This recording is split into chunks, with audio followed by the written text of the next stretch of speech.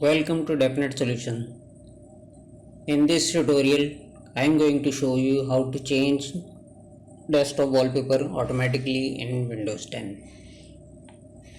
For this purpose, you need to create a folder and gather all the wallpapers you need. Then click on Desktop and click on Personalize. Now from this menu, you need to click on Slideshow.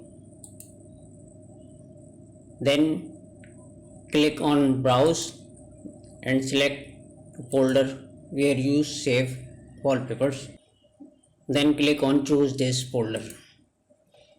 You can change the duration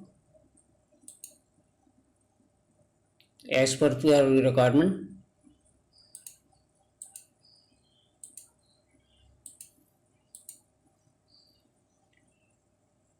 See,